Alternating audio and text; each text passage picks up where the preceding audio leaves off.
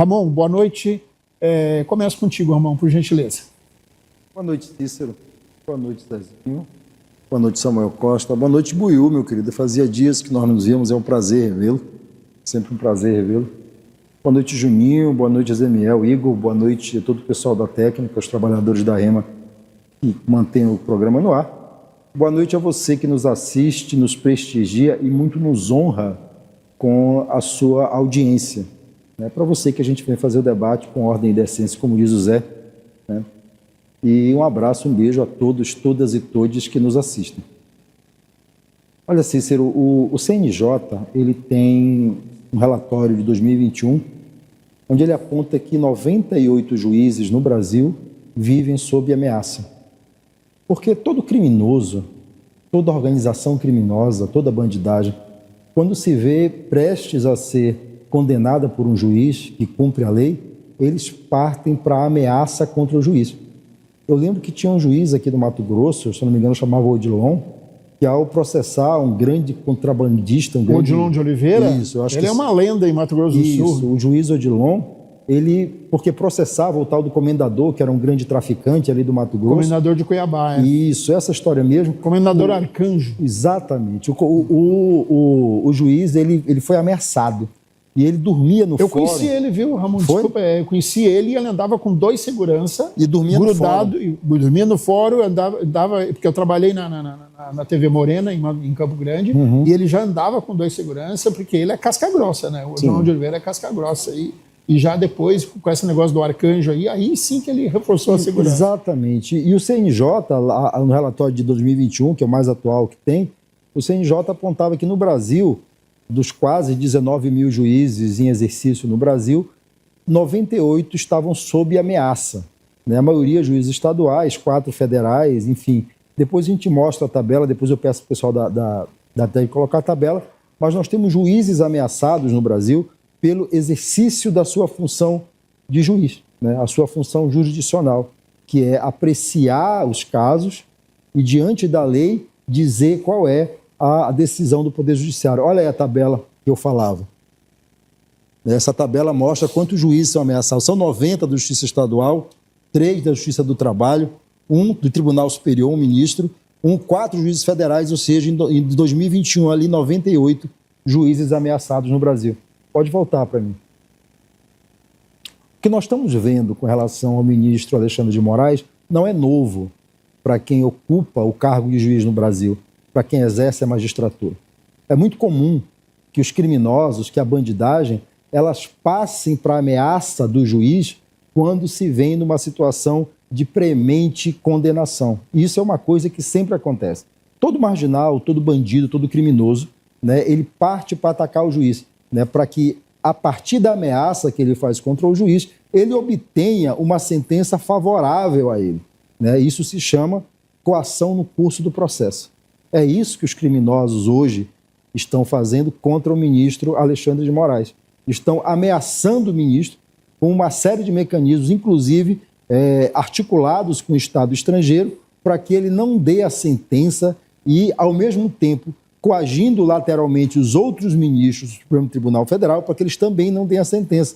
É um modus operandi dos criminosos de uma maneira geral. E o ministro Alexandre de Moraes, ao se manter firme na defesa do cargo que ocupa, na defesa da magistratura, ele reafirma o compromisso com a justiça e com a defesa do Estado Democrático de Direito no Brasil e honra mais de 90 juízes nesse país que estão ameaçados na sua integridade física e na sua vida por enfrentar organizações criminosas. Juiz, e o ministro Alexandre de Moraes diz isso no discurso que ele faz hoje, juiz que tem medo de pressão tem que largar a profissão. E aqui a gente vai lembrar do grande jurista que disse que a advocacia não é para covardes. E eu vou reafirmar isso aqui. A advocacia não é para covardes e a magistratura também não é para covardes. Porque tem uma hora, quando a criminalidade se vê acuada, ela resolve partir para a agressão contra o magistrado. E é isso que está acontecendo no Brasil. E o ministro Alexandre de Moraes e os juízes da primeira turma estão se colocando de maneira muito serena e firme. Porque pode ser um traficante como comendador, ou pode ser um gangster como Donald Trump, a justiça brasileira não pode se curvar à chantagem, de maneira nenhuma, sob pena de o Estado Democrático de Direito perecer. E um dos pilares do Estado Democrático de Direito no Brasil e no mundo é justamente a independência do Poder Judiciário. E meus parabéns aqui ao ministro Alexandre de Moraes e ao Supremo Tribunal Federal, que fazem a defesa do Estado Democrático de Direito no Brasil de maneira firme, serena e muito assertiva. Arnaldo Lourenço, boa noite. A sua análise sobre o tema de abertura do programa. Boa noite a todos os telespectadores. Boa noite, Zezinho. Boa noite, o Juí. Boa noite ao Samuel, Cícero. A todos aqueles que compõem essa televisão para que possam nos fazer chegar até o teu celular. O Cujuí retratou muito bem o que é hoje você mexer com gente poderosa. O que é você mexer com gente mentirosa, o que é que você mexer com gente que não tem apreço nenhum à democracia ou à liberdade de direito das pessoas. Reporto sobre o seguinte: é interessante, Cícero e Cujuí, como a prática da extrema-direita para poder solapar, acabar com a democracia, ela investe primeiro sobre o Poder Judiciário. Porque se não houver justiça, não houver o Poder Judiciário, que é um poder moderador e, ao mesmo tempo, repressor, ela tomando posse desse poder, aí eles fazem o que quiser, porque eles passam a ser esse poder. Eu dito, eu faço, eu determino, eu mando, eu mato, eu esfolo, eu condeno e eu absolvo. Então, o que está acontecendo nesse país não é nada mais, nada menos do que a extrema-direita, né, catapultada por um golpista americano, que infelizmente lá eles não têm um Xandão, a lei deles é outra, possibilita que o indivíduo igual a esse, que tem o maior poder bélico do mundo, possa virar, né, o seu tupete canário, cor de abóbora para o lado do Brasil, ameaçando o nosso país, a soberania do nosso país e principalmente em cima de quem? Poder Judiciário. E ele fez isso no sentido de punir um homem do Poder Judiciário, né, inferindo na desgraça de todo um povo brasileiro. Por conta de quem? Por causa de derrotados, covardes, golpistas brasileiros que ensaiam no discurso de que está vivendo uma ditadura para poder implantar a sua ditadura. Isso é, sabe, isso é nojento. E eu tenho que lamentar muito, Cícero. Eu acho que eu tenho andado nos supermercados, que eu tenho um restaurantezinho e... Vamos pro tema, Buiú. Você está perdido. Vai pro tema. Converso demais. Isso não faz parte do tema. E eu tenho olhado nos olhos de alguns bolsonaristas a tristeza deles, a vergonha, o desânimo, sabe? A gente conhece muitos amigos que muitas das vezes as mulheres forem fiel com eles, o cara fica cabisbaixo, deprimido. Eu não sabia que ser corno de política era mais difícil do que ser corno na vida real de uma esposa, de uma namorada. E os cornos de Bolsonaro, coitados, é de dar dó. É de dar muita dó. Muito bem, muito obrigado. Samuel Costa, boa noite. Agora, Samuel, a sua análise sobre o nosso tema aí de hoje.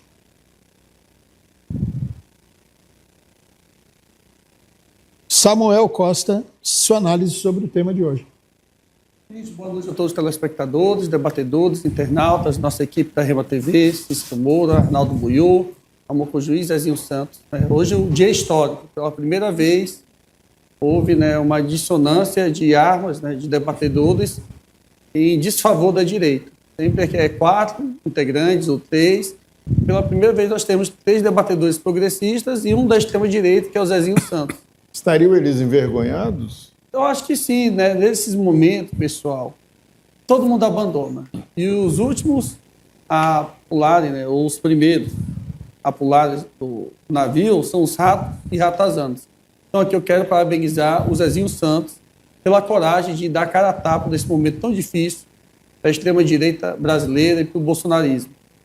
E eu acho que talvez o Zezinho só tenha vindo pelo fato de ele ser o dono da emissora. E como ele é da extrema-direita, se não tivesse ninguém, ficaria muito feio. Então ele, para não perder os patrocinadores aqui do News 5.1, é que muitos deles, os empresários, são da extrema-direita e distorcem totalmente tudo que o Zezinho fala, é extrema-direita. E daqui a pouco vai ter promoção aí do Meta 21, Steak Palace e de tantos outros empreendimentos que vendem material de insumo, né? O assunto não é esse, Samuel. E alimentos.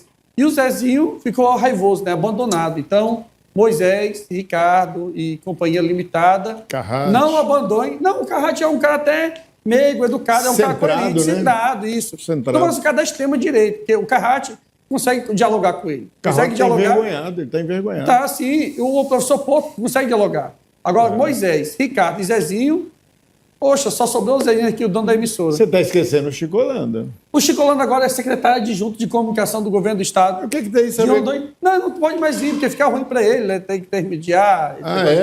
Isso, é. Buiú, você está atrapalhando. Deixa Samuel comentar. Gente, olha só. Ensina.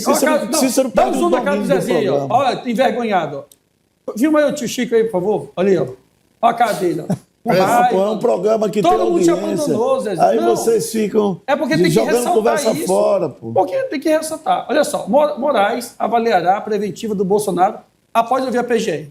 Hoje inspirou o prazo da defesa do Bolsonaro a apresentar as fundamentações, no prazo de 48 horas, para que esclarecesse aquela minuta de um eventual asilo político na República Federativa da Argentina ao presidente Javier Milei. O Bolsonaro, como covarde, e não assume o que ele faz, agora está impondo isso aí a uma terceira pessoa.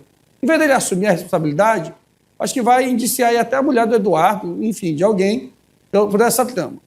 Ao meu ver, gente, né, à luz do direito, fases, né, concurso intercrimes, cogitação, preparação, consumação e exaurimento. Cogitar e preparar os atos para poder eventualmente fugir não se pode punir à luz do Código Penal brasileiro. O grande problema que eu vejo para o Bolsonaro é que ele, Eduardo Bananinha, Silas Maracutá enfim, estão tentando descredibilizar as instituições brasileiras e estão ferindo de morte a soberania nacional e, especialmente, aquele setor da economia que financiou a extrema-direita tanto em 2018 e 2022, que é a turma do agronegócio. A banda podre do agronegócio financiou o Bolsonaro. E como moeda, né, de troca, o Bolsonaro está apunhalando essa turma da soja, do gado, que está desesperado. O valor venal do café, olha, é de cortar o coração quando eu fui em Cacoal e ver as pessoas indignadas, Buiú, falando que o Bolsonaro era um, né, termos depreciativo. Então, mas os elementos...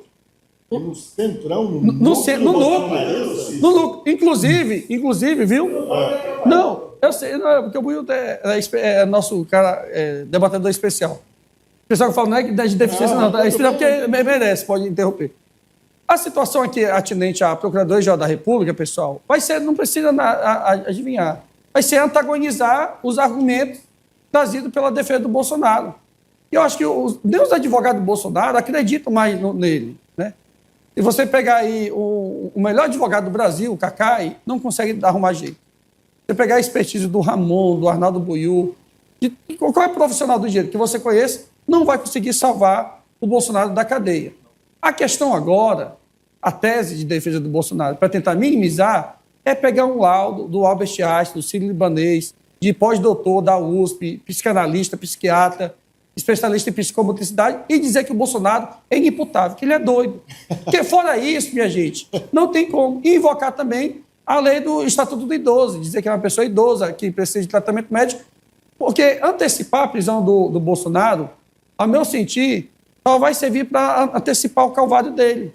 Porque vão ter que criar uma nova tese para tentar computar esse tempo que ele está de tornozeleira na progressão de regime dele. E a Polícia Federal já preparou uma cela especial para o Bolsonaro, viu? Está quentinha, com dignidade, com todos os requisitos como mando figurino e o Conselho Nacional de Justiça à luz da Lei de Execuções Penais leve. Muito bem. Zezinho Santos, boa noite. Agora vejo o seu comentário. Zé, eu quero te avisar antes, se você ficar tumultuando o programa, Zé, eu vou sair daqui e vou deixar você apresentar. Entendeu? Você está deixando Não. Você fica mandando, você fica mandando o comentarista falar o que você quer que ele fale. Eu quero que ele se atenha. Não, mas deixa meu comentário. Cada um. Mas isso, Zezinho. Tá certo. Se é comentarista, como ele quer falar de flores, quer falar de, o problema deles. Deixa eu ler chato isso, é chato. Chato é ouvir umas conversas imbecil. Mas não é democracia, tu defende a liberdade de expressão. Ouvir imbecilidade. Então, assim, você combina com os seus convidados, antes do programa. Combina, ó, você vai lá no programa, mas você vai falar sobre isso, e se eles concordarem, eles vão. Vai lá, Cícero tá certo. Cícero tá certo. Tem que concordar com o Cícero. Bem-vindo a mais um News 5.1. E esse tema é um tema importante. É um tema que nós temos que deixar, Zezinho, não fique enrolando, não. Deixar a ideologia de lado e comentar. E o que a gente viu aqui, 3 advogados, gente. 3 advogados. Só jorrou militância e nada com nada. Ramon Cujuí, que é uma pessoa que tem profundidade, conhecimento, aí vem fazer uma defesa lambebotas de Alexandre de Moraes sem profundidade. Gente, por favor, Buiú. Por favor, já falei, você está um velho ultrapassado, você está com a mente cauterizada. Pô. Então, respeite meu comentário. Na verdade, hoje seria Guilherme S. Aí Buiú me ligou pedindo, eu digo, rapaz, vou deixar. Beleza, aí Guilherme me ligou, eu digo, não, Buiú, deixa os 3 lá, com o Cícero 4, que eu dou conta. Mas o que a gente está vendo nesse momento já é uma sentença encomendada, já é algo que a gente já sabe o resultado do julgamento. Não é um julgamento que você vai ver alguma novidade, vai ver coisa. Então, gente, o que a gente vê é o juiz que é vítima, que ele é o relator, que ele viola a Constituição, ele não respeita a Constituição, ele dita o que ele quiser. Ele é um ditador. E que hoje existe lá do seu André Rodrigues, que eu não tenho medo, Cícero já quis me censurar aqui, já ficou com medo, já mandou... por favor, rapaz, por favor, Samuel. Ei, me respeite, rapaz. Me respeita. Me respeita, você não respeita. Então, tem uma polícia federal, hoje, tem uma polícia federal que está a serviço do governo, do executivo e está a serviço do STF, que é essa que viola, que é essa. Eu respeito a Polícia Federal, aquela coisa, mas esse quadrado que está lá em Brasília, a serviço do STF, eles violam. Ele pega diálogos que são de intimidades, conversas de WhatsApp e joga intimidades. Isso, para mim, isso é uma violação. Isso não é democracia. Por favor, meu irmão.